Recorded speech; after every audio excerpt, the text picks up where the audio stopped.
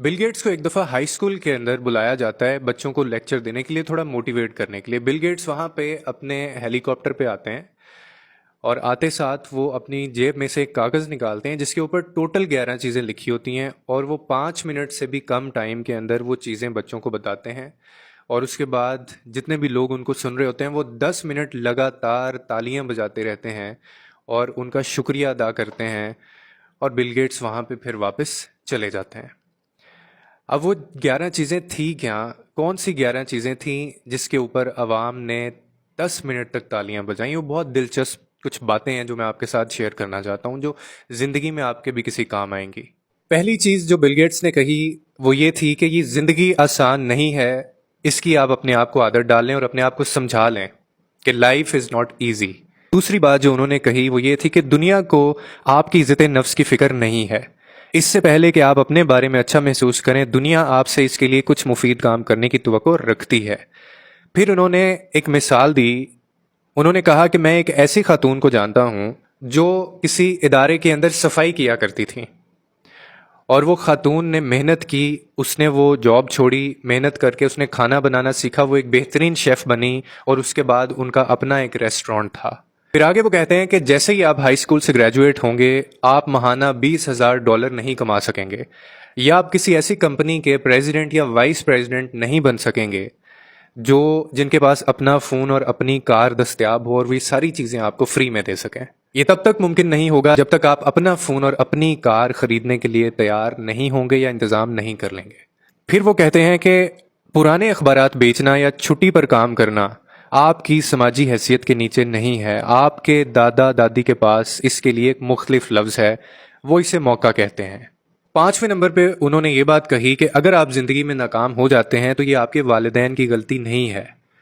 अपना रोना पीटना और अपनी नाकामी का ढंढोरा जो है वो अपने वालिदैन के सामने ना उनके सामने रोएं, बल्कि आप उनसे सीखें। अगर आप अपनी ज़िंदगी में कामयाब नहीं हो पाते तो ये आपके वालिदैन की नहीं, ये आपकी गलती है। फिर वो कहते हैं कि आपकी पैदाइश से पहले आपके वालिदैन इतने हसास नहीं थे जितने वो अब हैं। इन्हें आपके बिल अदा करने से लेके आपके कपड़े धोने तक यही काम करना है और इसके बाद इन्होंने ये सारी चीज़ें आप पे यानी अगली नस्ल के ऊपर शिफ्ट कर देनी है। अगर आप अपनी वालिदैन की नस्ल की गलतियों को दूर करना चाहते हैं तो अपने कमरे की सफाई आप खुद करना शुरू कर दें। फिर 7वें नंबर पे उन्होंने एक बड़ी दिलचस्प बात की और वो ये थी, वो कहने लगे कि आप जिस स्कूल में भी पढ़े होंगे आपके स्कूल ने जीतने वालों और हारने वालों का जो फ़र्क है उसको धुंधला कर दिया होगा, लेकिन हकीकी ज़िंदगी में ऐसा नहीं होता। स्कूल में जीतने वाला या नंबर लेने वाला स्टूडेंट जो है उसको ये समझा जाता है कि वो ज़िंदगी में भी कामयाब होगा, लेकिन हकीकी ज़िंदगी ये नहीं है। ज़िंदगी की दौड़ और ज़िंदगी की जो रेस है वो कुछ और है और वो आपको किसी और तरह से जज करती है। बेतहाशा ऐसे लोग जो स्कूल कॉलेज नहीं जा सके या ड्रॉप हो गए, वो एजुकेशन छोड़ दी उन्होंने, लेकिन वो पूरी दुनिया को आज चला रहे हैं।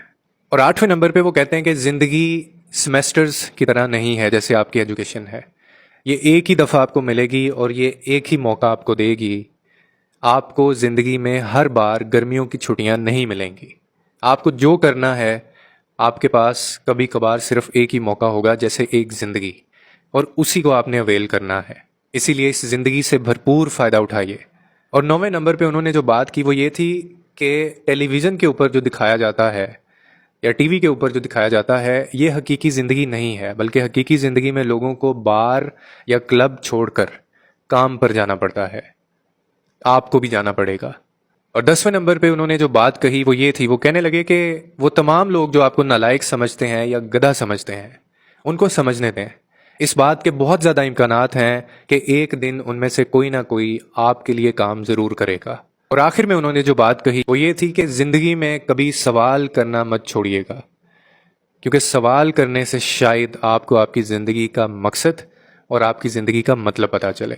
बिल गेट्स ने ये सारी बातें स्टूडेंट्स को कहीं 10 मिनट तक उनको दाद और तालियों की गूंज में शामिल किया गया और उसके बाद उन्होंने वो जो कागज़ था उसको अपनी जेब में डाला और वो वापस चले गए।